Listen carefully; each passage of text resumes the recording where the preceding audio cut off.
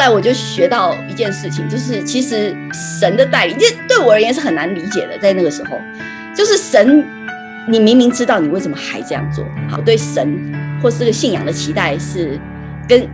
没有仔细看，其实跟一般人是一样的。哈，我跟随你，你应该保佑我啊，你应该化为解难啊，哈，你怎么会故意把我引领到这个火窑的考验里呢？怎么会呢？啊，那我那时候刚到那个城市报名一个，就想哎呀，查经班应该要报一个嘛，人家都说 Bible Study 很好，就是 BSF 一看很好啊，我也去报一个可是我那时候不会报名，我就找到了一个教会，看到上面有查经班，然后是这个 Bible Study 的发生的教会，我就报了结果我后来才知道我报错了，我报到那个教会本身的查经班那而且是但以理书那个但以理书多难啊，我天，就单字查的太多了那我就说哎呀，我报错了后来我学到一件事情，就是在神手里没有什么的错误啊，其实神就是要把我带领到那个查经班，到那个但以理书，因为那个时候对于但以理要面对的被丢进火窑，你要是不拜那个偶像，你不拜那个王，他就折磨你，要你屈服，然后呢你不降服呢，你就就是经历火窑的考验。那个是我那时候要预备，神要预备我接受的讯息我那时候真不知道，一头茫然我报错了，其实一点都没有错。还有一个印证，就是那时候有2组牧者夫妇在带领那个教会，另外一组是 lay pastor， 就是义务传道。然后呢那个义务传道的生命呢比较成熟，就是他稳住了那个时候的中文堂的情况。然后但是我们到了以后呢，神就安排让那个义务传道就是离开，回到香港。好，他在香港有其他的侍奉。哇，那一回去，那整个就风雨飘摇，就因为他那个成熟把他稳住了嘛。他一离开以后，不该发生该发生都要发生了。我那时候心里就有很强的预感说，怎么会？怎么办？他要走了，这后面还行吗？因为那时候苗头不对，已经到处有人要找我们麻烦了嘛。那我就觉得很害怕。可是我觉得那个时候，神就让我看到一个图像他的意思是说，大树的底下长出来的苗子是经不起风雨的，所以他把那个大树移走，为的是我们能够直接承受阳光雨水跟风暴的考验，因为我们必须要成为大树，你老是躲在大树底下，你是成长不了的。我觉得那时候怎么会有这种引导我觉得那也没办法，对不对？但是我觉得那个时候神透过这个图像来安慰我说，他的离开是神的安排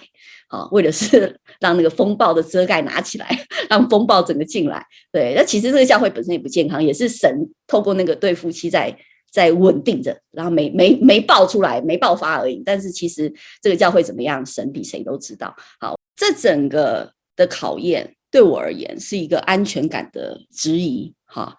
神知道我很有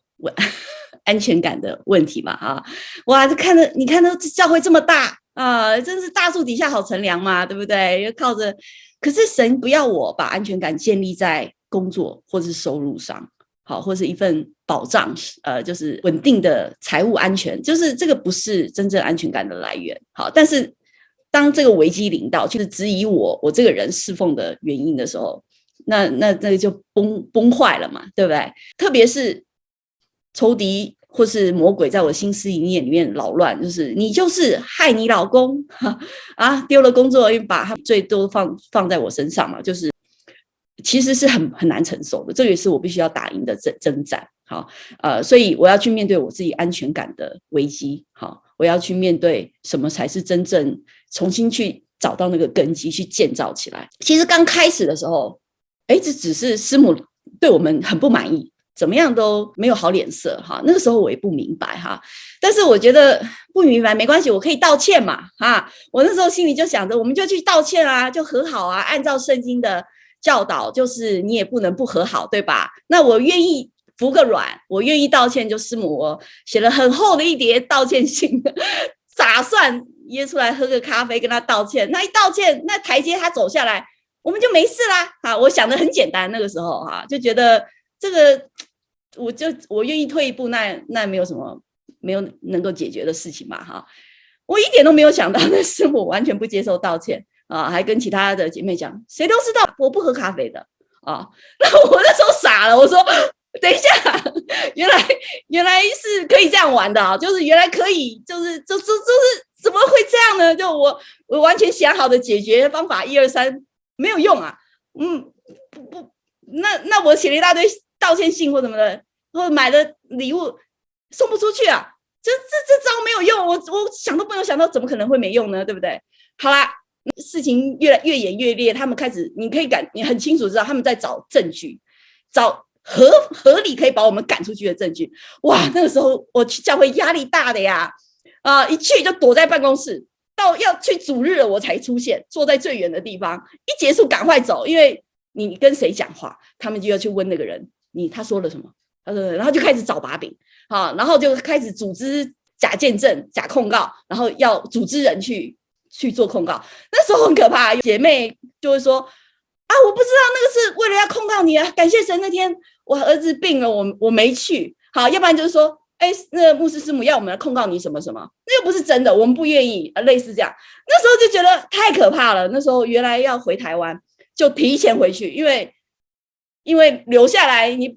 第一个，对，你不知道还会有什么事发生，就提早回去。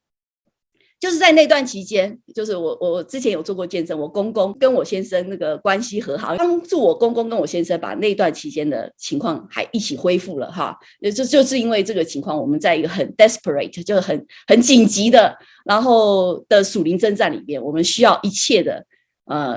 光明的武器我们需要爱跟支持、饶恕跟包容，然后公公开始先做起，然后就给我们这个力量，帮我们把一些根基重新打建起来。后来我回到台湾之后，哎呀，你知道他们就是有调解委员会在处理这个事情，我先生就打电话给我，跟我讲进度，然后就说他们要求说要我们接纳你可以，条件就是我们要在公开场合，在主日的时候向他们道歉，这样好。那时候我也就很难受了，对不对？就是我私底下愿意跟你和好道歉，你不愿意，你要我们公开场合跟你道歉，那不是故意就是很故意嘛，对不对？就正常人就不太愿意受这种屈辱，这样。就我先生比较属灵啊，他就说那该道歉我们就道歉哈，那为了和平的缘故，他就比较没有纠结哈，我就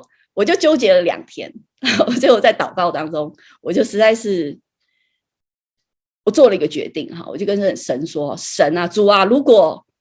我错了哈，我去道歉应该的哈。如果不是我的错哈，为了和睦的缘故，我为了你，我愿意这样好。所以我就跟我先生说，跟他们说好，我们回去以后会接受他们的条件这样。那你知道没有1个礼拜。没有几天了，他们居然就说我们也不要道歉了，就要你离职。我那时候不明白啊，我说我们接受这个也不行啊，我不明白啊，我就问神说，主啊，你说怎么回事嘛，你跟我说嘛，对不对？我们这里愿意那里愿意，怎么样都愿意配合了，他们还是不愿意。我后来你知道神给我一句话，那时候把我吓得愣在那，他说你的考验通过了。什么考验？什么考验？怎么会有考验呢？那我后来就明白一件事啊，就是其实他们目的不是真的要我们去道歉，他们目的就是要我们走。他们觉得我们一定不会接受啊，因为他们已经，我后来才晓得用过这招把很多人赶走了，只是他们是会有，所以呢，他们默默走了也不会有人注意到。但是因为我们是牧者嘛，所以就大家都看到了这样。然后他们发现这招居然不好使了，我们居然愿意接受这个不合理的条件，愿意道歉的时候，他说：“等一下，他们其实要的是以前的人，这是一样的反应。居然我们原来是这样啊！原来他们没有真的要我们和好，也不是真的要我们的道歉，只是想要我们走，以为我们不会买这个单啊，没有想到我们就接受了。然后整个过程就很傻眼了，对不对？然后我就看见。”其实那一阵子，神不是带领我去但以理书吗？好，他一章一章讲的火窑的考验，那是什么意思？你不拜就丢你进火窑，你拜是不拜。好的，那有一次哈，我在去那周哈，就是心情太乱了，没有写作业啊，我心里就想啊，这个礼拜不然休息1周好了，下个礼拜再说。哇，我那天晚上神就管教我了，就那个梦很简单，就是说我是老师嘛，然后我的教务主任把我找去开会，就说你没有好好教好你的班，你教学的职权暂时就是拿掉，就是你暂时不能教了这样。然后我就吓醒了，因为我觉得神很妙，他用以前我是老师嘛，所以就用这个语言，就那种很了解他的意思哈。然后我就吓醒了，我就跟我老公讲说，老公，我今天一定要去查经班哈，坐公车来不及了，你送我去哈。他就送我去，就我们在开车，在开的那个 highway 的路上，我突然之间看到路的旁边有一条被撞死的路，被撞死了，尸体就在旁边，然后这样开过去，然后我就怎么回事啊？然后这还不是最厉害的，回来的路上我是自己坐公车慢慢回来的，坐到最后一段进到我们社区的时候，突然公车司机刹了一个车，就有一个很漂亮的大公路，有很漂亮的角，然后就